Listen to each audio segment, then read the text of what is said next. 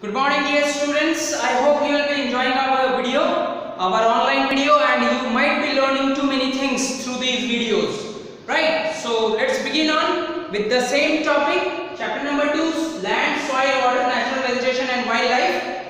Part 3 we are going to discuss. That means we have to learn something more about natural vegetation also, okay? So let's begin our session. See, the division, the forest were being divided, and the forest is being divided into two types based on when they are going to shed their leaves, as we know, right?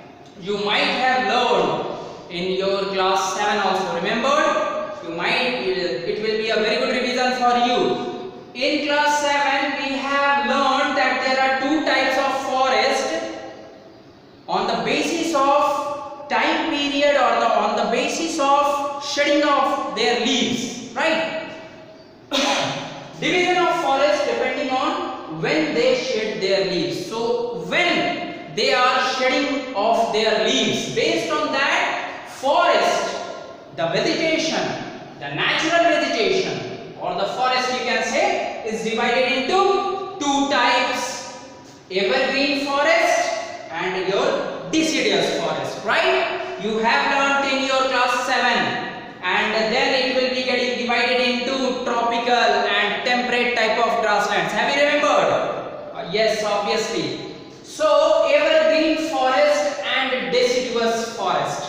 What are evergreen forests? The forest which do not shed their leaves are called evergreen forest. They will never shed off their leaves. Shed off their leaves. Shed off means to make their leaves get fallen down. Yes, correct. Okay. A period comes in the life of trees when they make their leaves to get fall down after drying. Okay. So this is known as shedding off. Okay. So evergreen forest. What are evergreen forest? The forest which do not shed their leaves, okay? And deciduous forest, coming on to the next part, deciduous forest. What are deciduous forest? Deciduous forests are the forest which shed their leaves in particular season. Clear? So deciduous forests are the forest which shed their leaves during particular season, during particular period of time. This is the meaning of deciduous forest. Now further, both types are divided into tropical and temperate forest. It is true. You have already learnt in your class 7 that evergreen forest and deciduous forest and temperate evergreen forest, tropical deciduous forest, remember? Yes, you have understood, you have learned about these evergreen forest and deciduous forest in details when they got divided into temperate types and tropical types. Clear? You have already learned it, this part in class 7. In this class you don't have to read the things in detail. But for reference and just for having a better knowledge, you should know about these two types of forest, evergreen forest and deciduous forest. Never get confused that evergreen forests are the forest which never shed off their leaves, and deciduous forests are the forests which shed their leaves during particular period of time or during a particular season. Clear? I think this topic will be get clear. Shall we proceed on? Shall we move forward? Yes. Now, what do the plants basically does? Usefulness of plants we have already learned. It's just a review of that only, but there is some addition to it. Like plants give shelter to animals and together they maintain the ecosystem. To enhance the knowledge, you should know that plants give shelter to animals. From the very beginning, in the earlier primary, pre-primary classes also you have learned that plants give shelter to animals. It is the home for the animals, and together they maintain and the ecosystem. It is also correct. Okay, together they maintain the ecosystem. Ecosystem, you might have remembered what is ecosystem? The interaction of living organism with themselves. That means interaction of living organism with the living organism, and interaction of living organism with physical and chemical elements of the environment, or chemical and physical factors of the environment, right? So when a living being interacts all together, that means interacts means to communicate with, or whenever they come in contact with each other, right, they form an ecosystem. In order to maintain the balance of the ecosystem, it is very necessary that plants and animals both should be surviving in the environment. Clear? Many species are endangered and some are on verge of extinction. You should remember this phrase, verge of extinction. Every time it will come whenever you have to say that it is almost going to get ended up. You should say it is extincted, it is about to get extinct, it is on the verge of extinction. Okay, it's a very common phrase, so you should remember verge of extinction. Many species are endangered. Endangered means they are almost going to get vanished. That means they are under danger. That means species, we are talking about species. There are, you know, in the earlier part of this earlier period, dinosaurs were there, but are dinosaurs existing right now also? No. Why? Because they got extincted, right? And there was one time when only few species of dinosaurs were present, so they were endangered. Now you understood the meaning of both these things? Endangered and verge of extinction. Endangered, about to vanish, about to get off, and extinction, extincted, that means over, finished. Okay, clear? So many species of plants and animals, you can say, are endangered. That means very few species are left. As for example, the Royal Tiger of Bengal, they are endangered species. Only 1 to 2 tigers are left. In the coming future, we can't see the Royal Bengal tiger. Okay, so these are endangered species, and some are on verge of extinction. Verge means edge. So they are about to get extincted. They are about to get finished out. Now we will no more be able to see them. They are at such position. Okay, so we have to consider these things very carefully, and considering this fact, we have to protect the wildlife species as well as plant species, whichever are endangered or are on the verge of extinction. Clear? Now, factors. What are the factors responsible for the process of extinction of great natural resources? We have natural resources, right, in the form of natural vegetation, in the form of wildlife. What are the factors which are responsible for the extinction, ending of these resources? First one is deforestation. Deforestation means cutting down of trees. Yes, this is the first factor responsible for the process of extinction, deforestation, cutting down of trees. Write it down. Cutting down of trees is known as deforestation.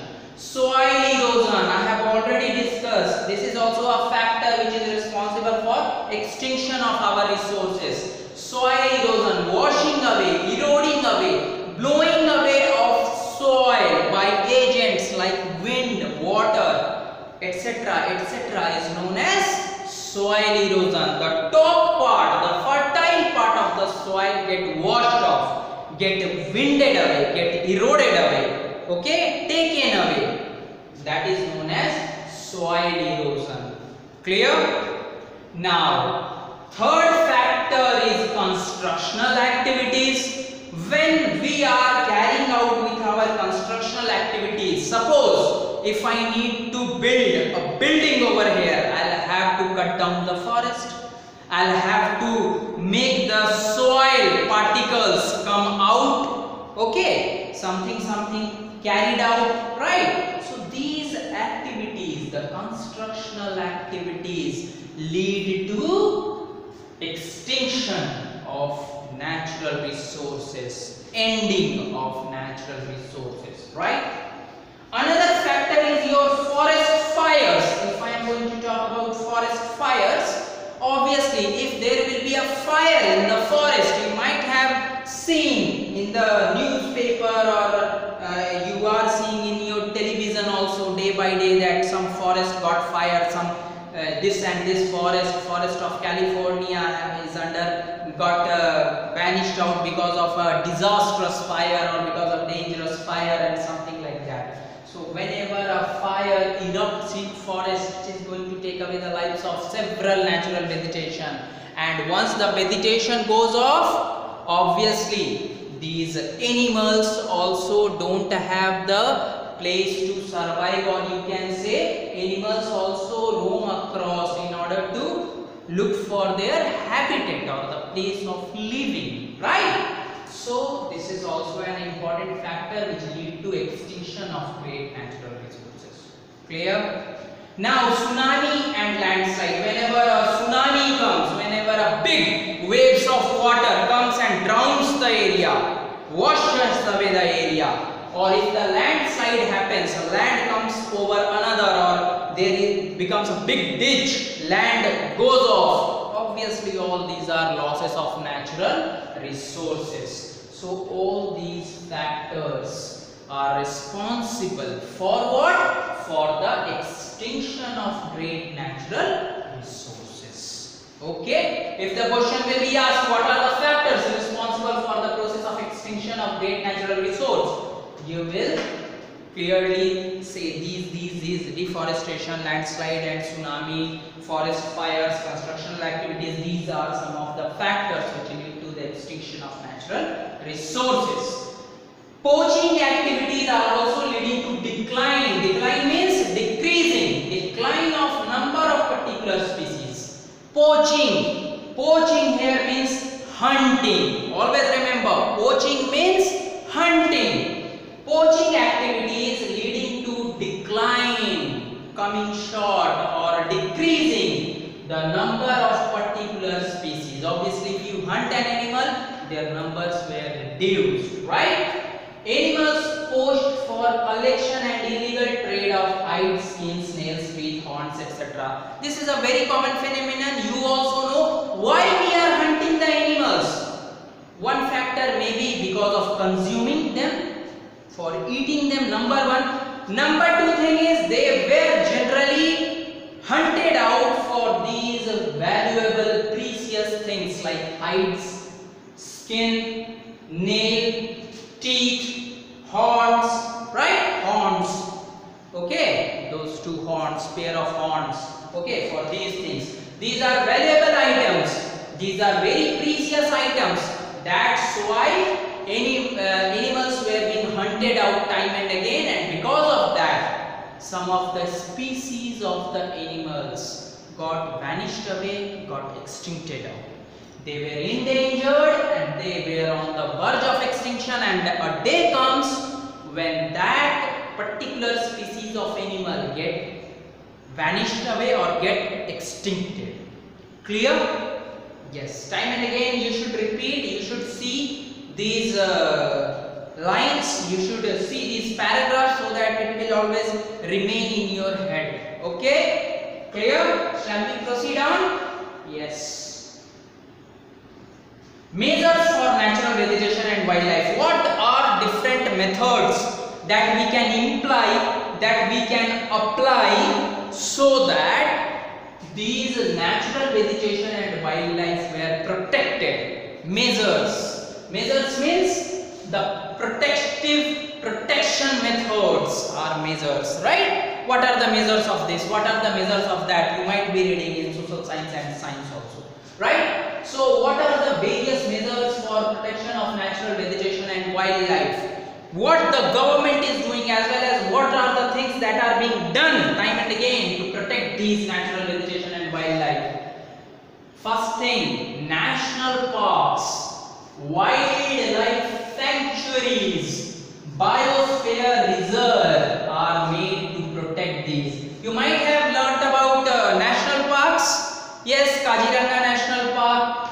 Wildlife sanctuaries where animals are being protected, okay, zoo like thing, okay, they were being kept over there so that their species will be maintained, they will be taken very good care of, right? Biosphere reserves like Nilgiri biosphere reserves, right? An example, which are being constructed, which are being taken care of so as to protect these wildlife as well as natural vegetation, okay? For protecting the species of natural vegetation also, these are being constructed. Clear?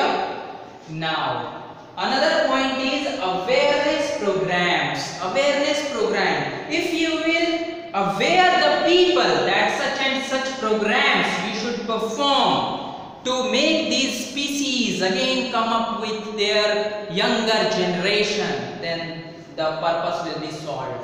So awareness programs like social forestry, when you plant the trees, Hari Hari is the festival, see, in Chhattisgarh, in which you plant the trees, right? So these awareness programs increase the number of species of natural vegetation and wildlife.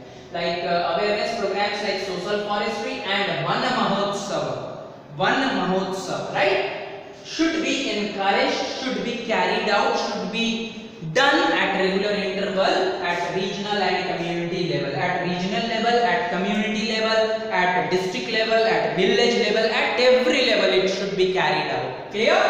So awareness programs like social forestry, Van Mahotsav, these should be carried out at regular intervals at regional level, community level and all these levels. Clear? Killing and hunting of birds and animals should be banned. Another thing, killing and hunting should be banned for the birds and animals so that the species which are endangered or on the verge of extinction should be maintained, should be taken very good care of. Clear? Yes. Now, these are some of the terms which you need to learn. Weathering, from the very beginning I am telling you the breaking up of or decaying up of rocks. The breaking up, decaying of rocks by temperature, frost, plants, animals, etc. by these agents. This is known as weathering. The breaking up of rocks, decaying up of rocks by temperature, frost, plants, animals and other factors is known as weathering. National park. National park, if somebody asks you what do you mean by the term national park, a natural area designated to protect the ecological integrity. Ecology, I have already told you, ecosystem, okay? Ecology, interaction of living organism with plants and animals, okay? Together they can constitute ecology. So a natural area designated to protect the ecological integrity of one or more ecosystem. That means they bind up the complete ecosystem, okay, for present and future generation, so that present generation and future generation can be maintained, okay. In order to protect the present and future generation, this ecological integrity will be maintained at that place. That place is known as national park. Or if you have problem in remembering this term, you should remember this term, a large area of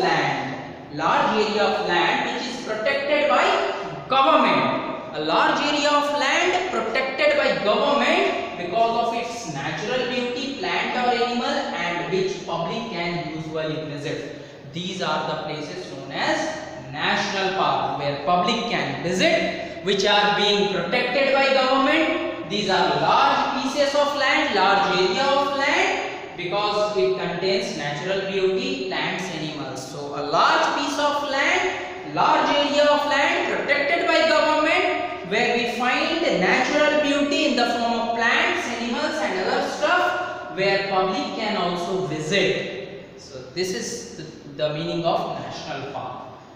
Okay, clear? Now biosphere reserves. One term comes biosphere reserves. Series, this is a protected area, national park. When series of protected area linked through global network, through each other, when a series of protected area, national park is there, then your wildlife sanctuaries are there, and different geological gardens, geological gardens, botanical gardens, these are various protected areas, right? So when a series, a number of protected areas are linked through global network, it is known as biosphere reserves. As for example, Nilgiri Bioreserve. Okay, Nilgiri Biosphere Reserve is an example of biosphere reserve. And national park, Kaziranga National Park, Dachi Dam National Park and other national parks are also there. Some are wildlife sanctuaries also, name has been given by the government, so we have to follow that thing. Okay,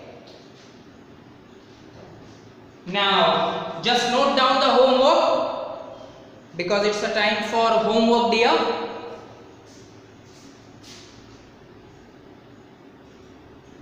You should note down the homeworks fast. Which are the two climatic factors? Which are two main climatic factors responsible for soil formation? Okay, clear?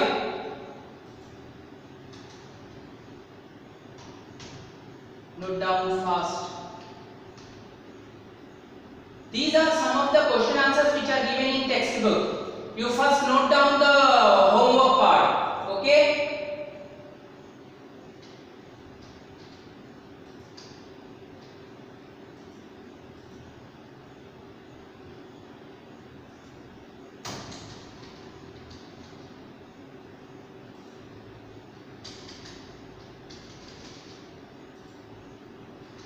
Note down fast.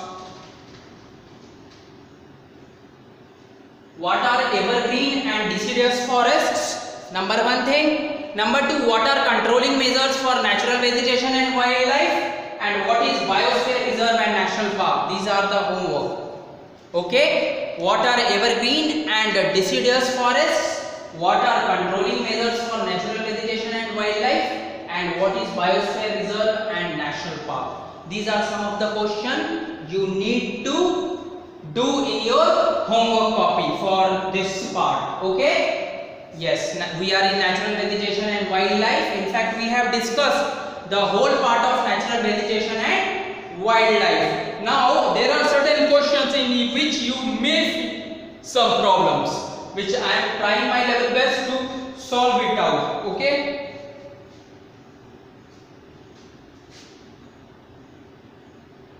The first question of your textbook is, which are the two main climatic factors responsible for soil formation, right? You should see these are some of the questions.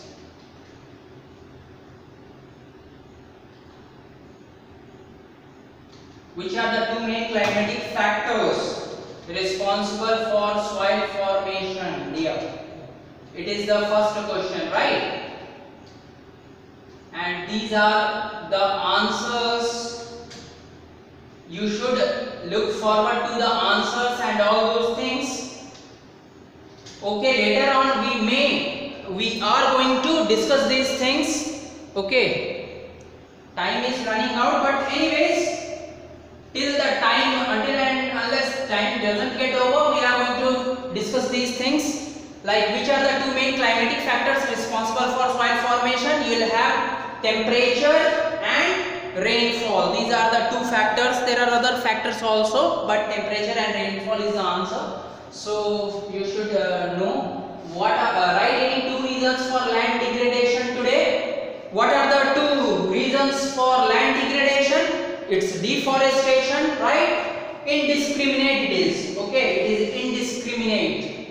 Indiscriminate means over Okay, indiscriminate means over, increased usage. Okay, increased usage of fertilizers and pesticides, you can say, right? If we are going to use fertilizers and pesticides in large amount, okay, it is also a cause of land degradation, right? Clear? Yes.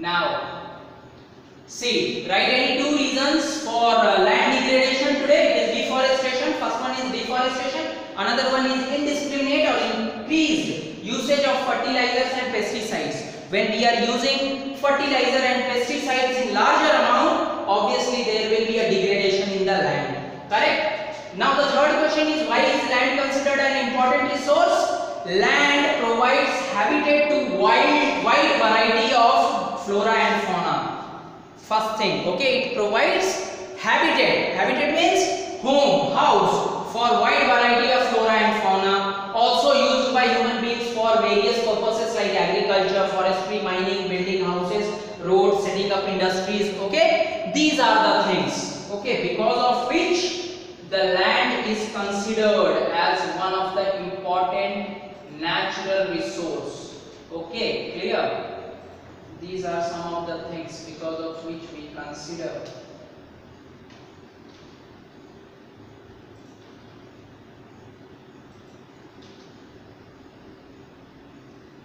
Okay. We are going to discuss this further. Okay. These are some of the first three questions. We are going to discuss more questions, but you should note down the homeworks. You should remember these question answers of the textbook also, and you should note down the homeworks so that you can do it in your homework copy, and keep on learning, keep continue on with your efforts of studying, because there should not be any gap in your studies. It's a high time for you to learn up the things. So if we are working, we are making efforts to make you to learn something, you should also give us the surety that yes, you are also learning something. And whenever this online classes will get over and you will come to us for the physical classes, right? This non-online classes, that means physical classes, you should remember these things so that you don't feel any problem in telling the things that yes, we have learned something. Okay, so it's over for now. Have a nice day, have a wonderful day. I hope you have enjoyed this session. So have a nice day till next class. Thank you.